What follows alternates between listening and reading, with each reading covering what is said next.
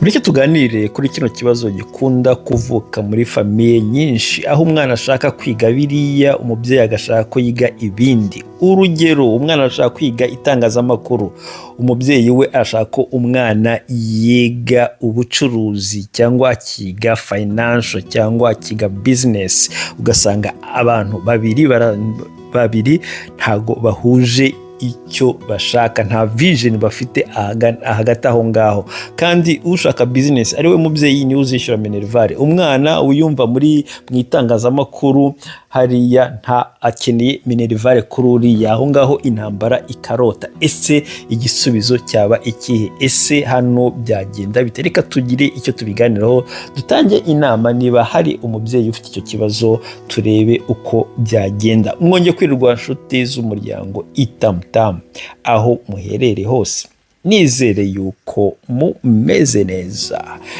Reka tuganire kuri kino kibazo gikunda guturuka muri famiye nyinshi cyane, zituma akenshi havamo amakimbirane hagati y'umwana n'umubyeyi, kubera ko umubyeyi arifuza yuko mu ndoto ze ko umwana azajya muri business, mu gihe umwana yakuze yumva ashaka kuzagaragara kuri televiziyo, ashaka kuzagaragara afite mikoro ari imbere y'abantu arimo kuvuga cyangwa ababaza ibibazo, kubera ko niko yakuze abona yumva ko ari byo ashaka gukora. Ariko umubyeyi we ntabikozwe ibyo bintu, ugasanga intambara irarose. Ahangaha ikintu navugaho nkanjye nk'umubyeyi, nkanjye wabonye wakurikiye ibiganiro byinshi bivuga kuri iyo sije, hari uburyo bubiri ibintu bibiri byakorwa kugira ngo umuti uboneke kandi mwiza.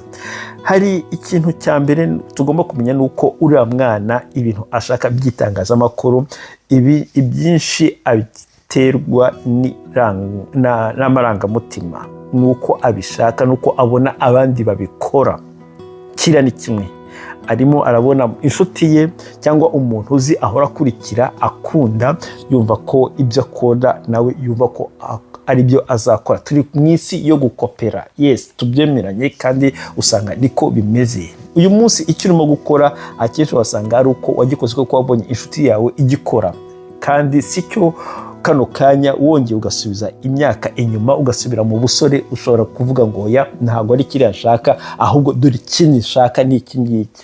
Iki ngiki ushaka rero cy'uyu munsi umaze gukura, akenshi wasanga atari uko ugikunze, ahubwo wasanga kigendana n'uko isi imeze, nature y'ubuzima, reality imeze, nuko ushobora kujyamo kubera ko gikora iki, cyishyura fagitire.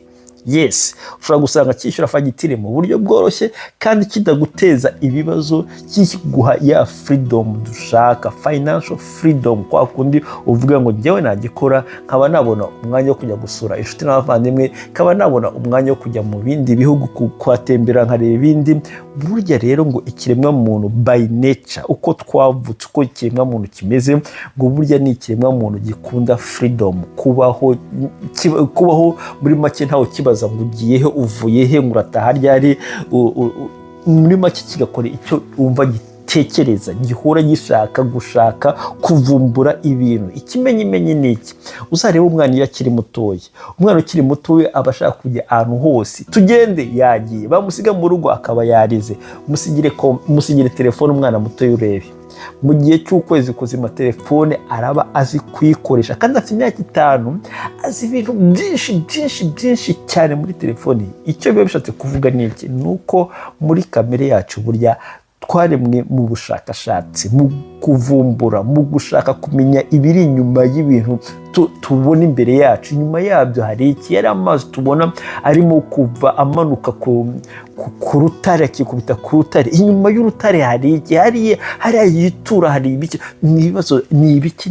Nibyo bintu duhora muri kamere ya muntu.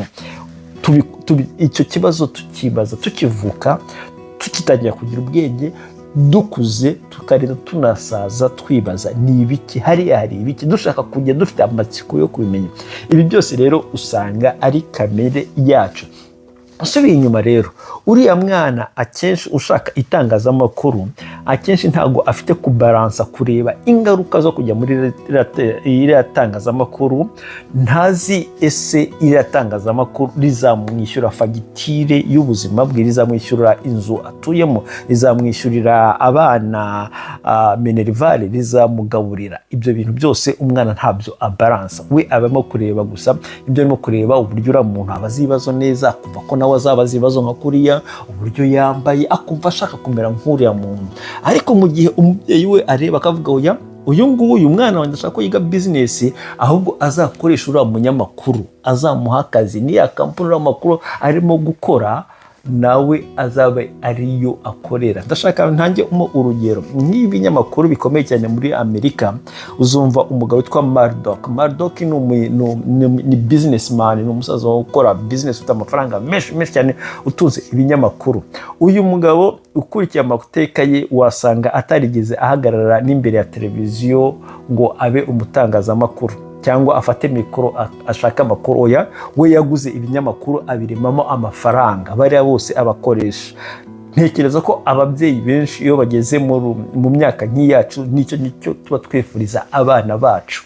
Rero kubera kwa kundi abana baba bagongana n'ababyeyi, ugasanga icyo kintu ntabwo barimo kukibona. Burya ababyeyi usanga dufite ifoto nini, the big picture, dushaka ko abana bacu baba banini kuruta uko bo babitekereza. Ariko abana rero kubera kugira amarangamutima, bo baba bashaka kugira ngo batangirire hasi, bagenda buhoro, bazamuka.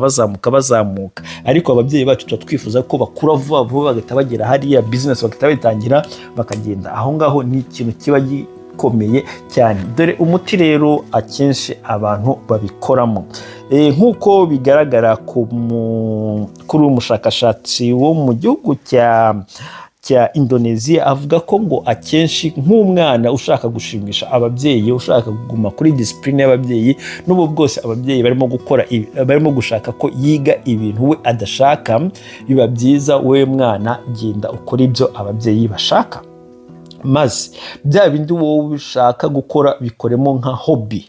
Niba bishoboka uzajya ubikoramo mu gihe uri mu kiruhuko, ugende ubikore. Bishobora kuba bya bindi ababyeyi bashaka ko ukora ushobora kuzabirangiza, wamara kubirangiza ugakomerezaho bya bindi byawe bya hobby. Wenda nibyo wowe ukora ushobora no kuzabikonekitinga urangije bikaba byagendana hamwe. Reka nongere mbahe urugero ni ku mudokiteri witwa Ali, nigeze kubabwira, wize ibintu bya doktora, arabyiga arabirangiza, kubera ko iwabo akaba avuka mu gihugu cyo mu Buhindi. Abahindi bakaba bashaka abana babo ko biga ubudokiteri, kuko bari bamaze kuvumbura yuko iyo umwana wawe yize iby'ubuganga yabona akazi aho ariho hose ku isi. Bivuga ko bigufungurira imiryango yo kuba watembera isi yose aho wajya hose. Bityo rero abahindi babona ko ari bwo buryo bwo guha abana babo freedom. Uwo ari agezemo aza gusanga bya bintu koko bavuze ababyeyi nibyo, harimo freedom, ariko hari ikintu kimwe yasanze kitarimo atashakaga. Nuko yaje gusanga ako kazi abantu barimo ntabwo bishimye nk'uko yari abyiteze, kandi we akiri mutoya. Kandi agasanga rimwe na rimwe arakora muri weekend, kandi we adashaka gukora muri weekend.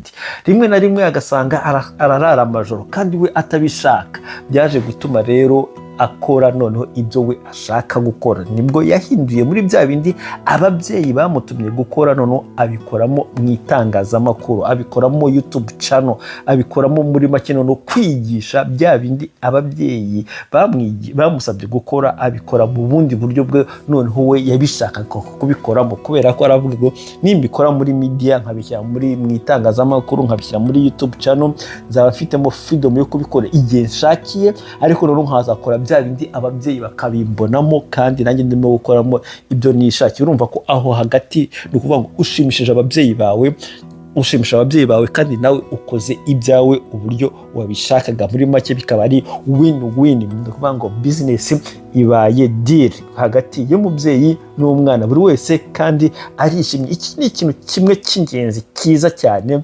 cyafasha ababyeyi kuba bakumvikana n'abana babo bakazamuka bari mu rukundo rwiza, ntawe uvuga ngo yabaye yasuzuguye undi, kubera ko hari abandi bazakubwira ngo niba yanze yuko nkora ibyo njyewe nshaka, ni njyewe uzagonya, ni njyewe uzi future yanjye ni njyewe uyifite mu ntoki, ntawe ugomba kumbwira ibyo ntashaka gukora, bityo rero kubera iyo mpamvu ntabyo ushaka gukora. Oya, aho ngaho buriya uba wigize umureberi kandi uba wiyibagije yuko umubyeyi agufiteho power navuga ahangaha afiteho, hari avantage wawe akamukuyeho, iyo nzu ubamo, iyo minerivare, niza ni opportunities tuba twirengagiza, tuba dufite imbere yacu, hari abandi bazibuze. Yes, buriya ntitukitije amahirwe ngo kubera ko dufite imitwe ikomeye, buriya nabwo ni ukuba bubuze ubwenge, ni na sinye ikwereka ko n'ibyo ugiye gukora nta mahirwe ufite yo kuba successful, kubera ko muri wowe uraburamo ikintu cyitwa discipline. Yes, uraburamo discipline yo kugira ngo wumve abandi bantu point of view, uburyo babitekereza, ibyo bareba, wicare hasi wibaze ngo data kuki yahisemo ko niga business, ishoramari, ni kubera iki? Yes, uko ugenda ukora ibyo ashaka business, at the end of the day nyuma wazibona icyo papa umubyeyi wawe yagushakiraga kugira ngo ube munini kushko wabitekerezaga, nk'uko nabivuze mbere. Yes, ni umwana, uracyari umwana, hari byinshi utabona. Uriya mubyeyi wawe akubwiye biriya koko afite experience y'ubuzima.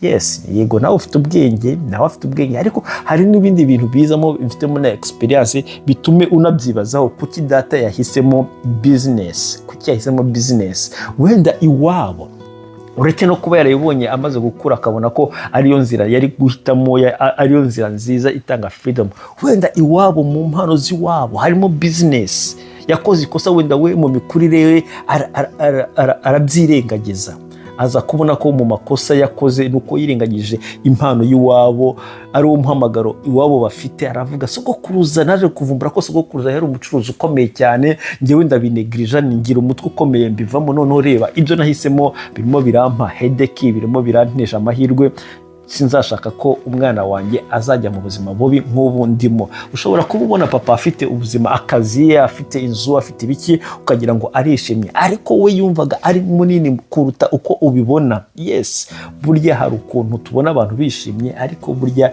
muri bo ntago bishimye. Baramutse babonye andi mahirwe bashobora gukora biriya birenze nk'uko nabivuze.